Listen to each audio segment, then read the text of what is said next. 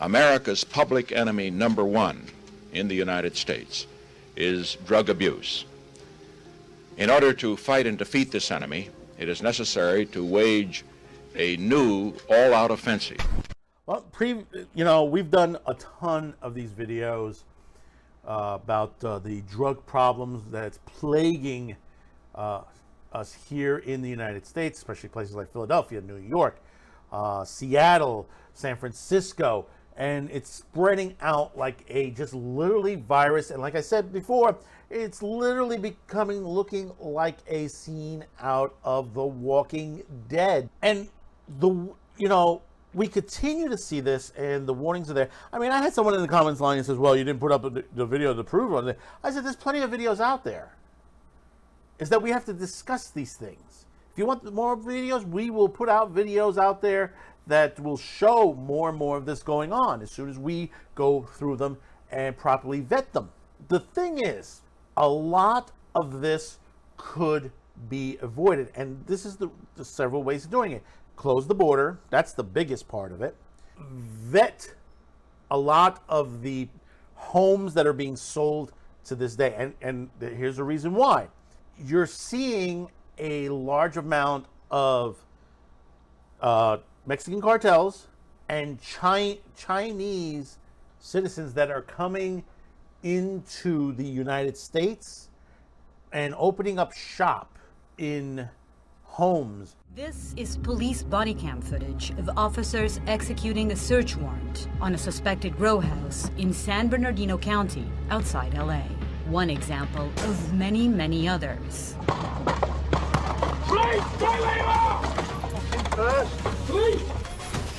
All across California, authorities are busting multi-million-dollar marijuana grows. Hundreds of plants, rooms are now greenhouses. Right in the middle of residential neighborhoods. On this street alone, the sheriff's department identified 7 problem houses. What the community does. From a stash of drugs inside an apartment near the Bronx courthouse, to a table full of it in a Queens apartment, to a penthouse in Midtown West, fentanyl is coming in from Mexico and being packaged and sold at homes that could be next to yours. Those packaging mills might be on your block, on your street, and you wouldn't have any idea. We have pot farms. We got drug mills. We have fentanyl. And, a lot of the stuff is now coming across the border, but it's the materials now. And that's coming across the border. And from there, it's taken and created into the drugs that you see on the streets today. And this is how it's getting through. This is why there's so much of this going on. And like I said before, where are fucking officials at this point? They just say, well, we're going to, it's like Biden said the other day, oh, we're going to do a 50% cut down. 15%? 15%? Where, you're going to cut back 15% of the drug? That is ridiculous. We are literally drowning in this stuff. There is enough drugs on our streets to kill every man, woman, child, animal, pet, whatever you want to do. This will, become the utter destruction of the United States if this is not taken care of. And guess what? We discussed in the New York part of it, and what we're finding out now is that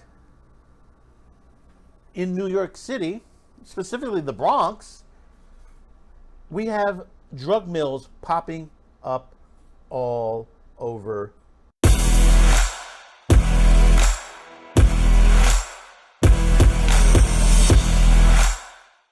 I just wanted to take this moment to thank all of you for clicking on this video. If you haven't yet, hit that like, share this video with friends, family, enemies, and hopefully today I've earned your subscription. And for those of you already subscribed, please make sure you are still subscribed, as YouTube tends to remove subscriptions from time to time. And remember, if you wish to help support this channel, there are several links in the description below, including a merch shop with new anime themed shirts and mugs now available. Once again, thank you for your support, and make sure you hit that notification bell to make sure you receive all our notifications on QTCast TV and all of our programming across all of our social media platforms. Thank you once again. Once again, like I said before, we have a drug issue that is not being discussed in the high ranks of the DOJ and in the White House, in the obviously our governor here, our mayor. They'll in passing talk and say, "Well, we'll take care of it. Don't worry about it," and they'll pass it away. And this is the same way they pass it off that they said what was the child trafficking movie? Sound of Freedom, that Tim Ballard and Caviezel, that they're all part of QAnon and this and that. And this is how the media, the politicians, is treating the drug problem as well. Don't worry about it. It'll go away eventually. Enough people will die. And this is how they do it. They think that it's just going to go away. It's not. It's gaining strength. Look at what happened in Philadelphia. This is now what's happening in New York. And San Francisco is another lost cause there. But the thing about it is, in New York, and this is coming out, New York Post has reported this. In New York, we have drug mills. And you're going to say, well, we've had drug mills before. He said, not to this nature. This is high-end factory work that's being done here. This is one of the highest level of mass production for drugs ever in any country outside, Mexico or China, Turkey. You have places like them where basically the drugs have come from in the past, and East Asia. You've had over there drugs funneled in back in the day with the CIA. You've heard those stories back in the day, but now they've, a lot of these guys are now setting up shop in major cities. New York is one of them.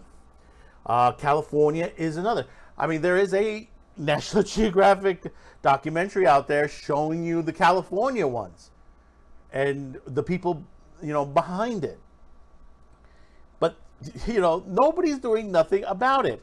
They're sitting there just, with their hands in the pockets, wanting more money to fund a war in another country that is none of our fucking business. I'm going to read a little bit into this from the New York Post. The flesh-rotting animal tranquilizer killing unsuspected users nationwide has significantly infiltrated drug mills into the Bronx, leading one expert to call New York's current drug supply is the most dangerous ever.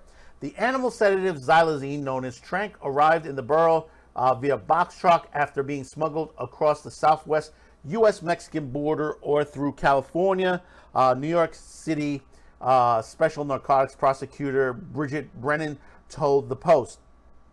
It's then cut into other drugs, including fentanyl, heroin, meth, and cocaine, and crack. Throw crack in there because crack is back in New York. At packaging mills, many near the Bronx Zoo.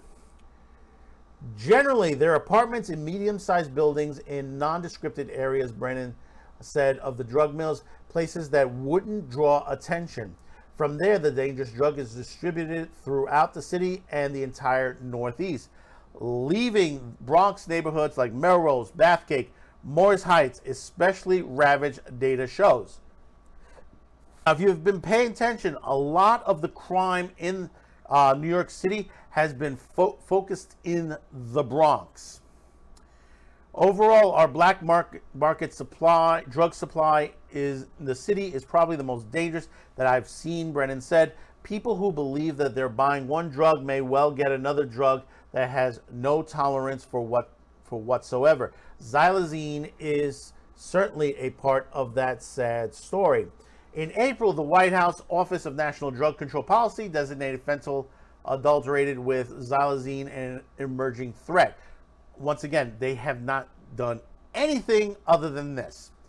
While citing a staggering 1,127% rise, once again, a staggering 1,127% rise in xylazine positive overdoses deaths in the South and 103% spike in the Northeast.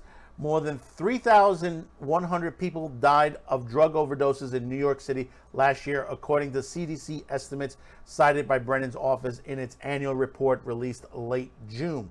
Roughly 80% of the deadly overdoses citywide are due to fentanyl. While cocaine is involved in about 47% of the fatalities, City Department Health mental hygiene data shows. Meanwhile, xylazine can cause severe horrific skin lesions, rotting flesh, factors into 10 to 20% of the overdose deaths citywide, depending on the neighborhood. It is a very significant factor in New York, Brennan said. She's calling on Congress to pass the Combating Illicit Xylazine Act to make xylazine a controlled substance. They'll go off xylazine. They'll move to another drug similar to xylazine. It's not going to, by making it illegal, what you have to do is you have to control the sales of it. Not that basically you're going to list it as a controlled substance. Is you have to control where it's being sold to, and follow. If someone's buying a lot of it, you got to hit up a flag. This is the same thing as if someone's buying a ton of materials that could make bombs.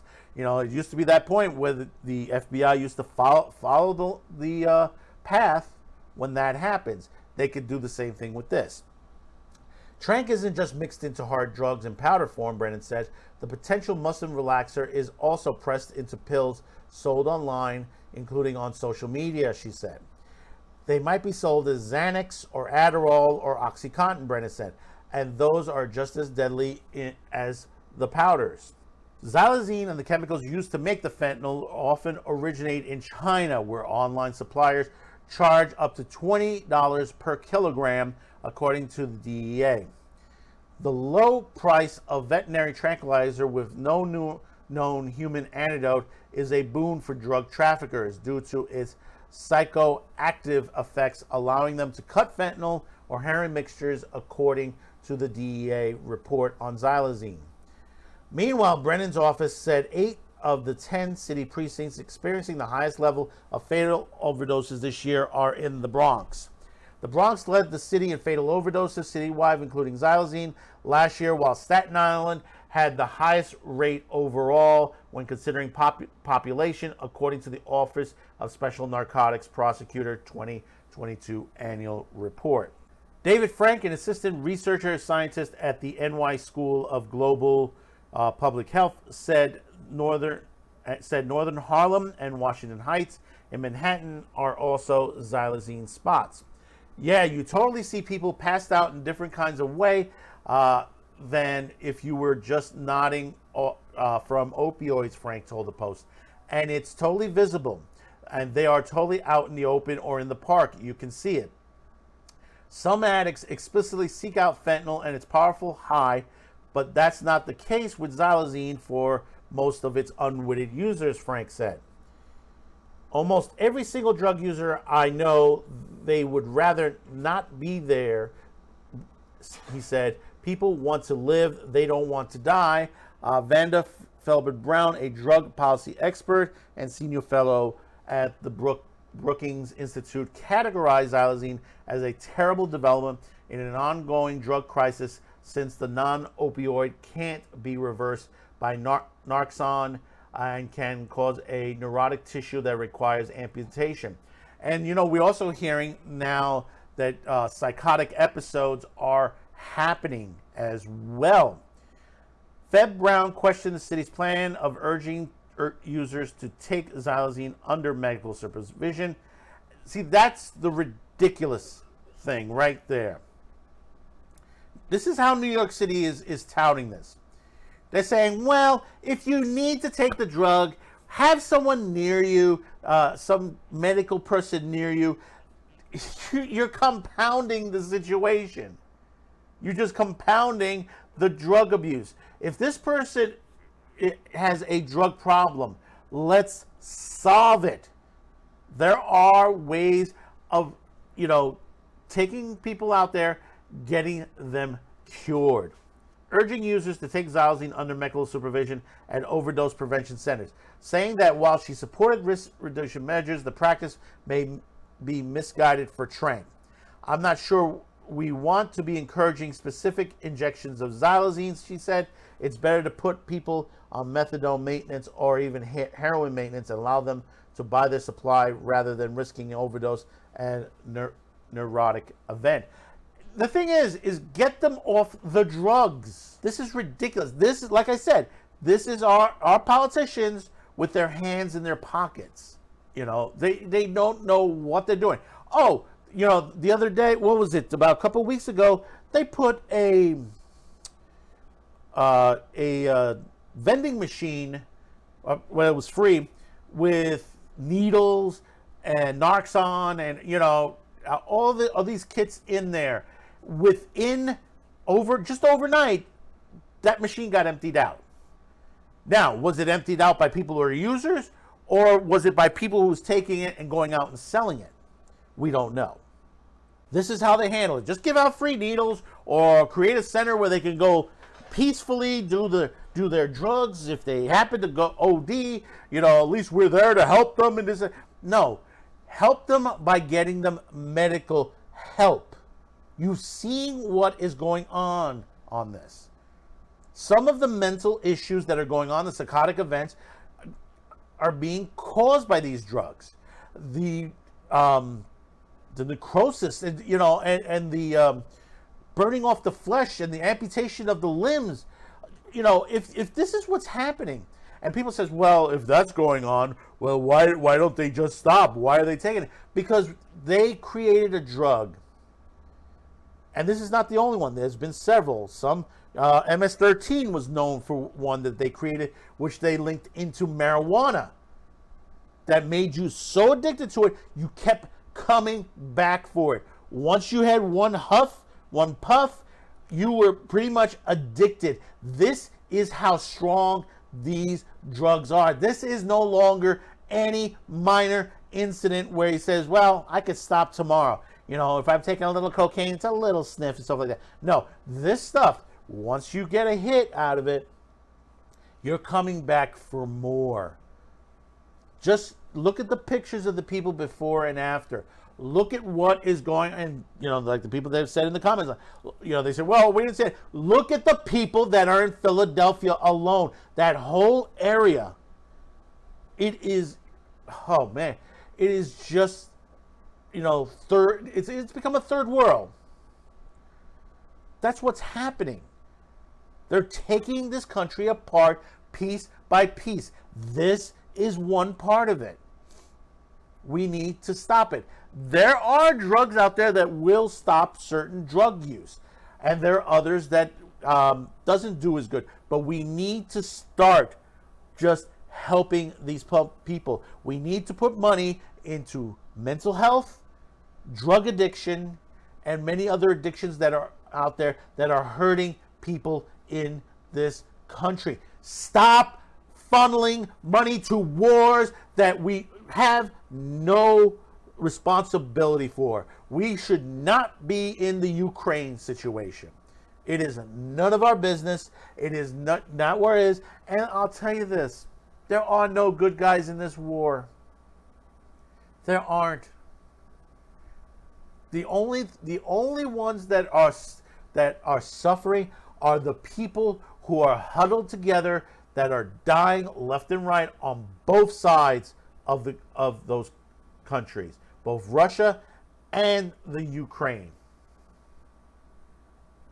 We don't need to be there. We need to focus back into this country, and we hope we elect a president that is able to stand up and take on the situation.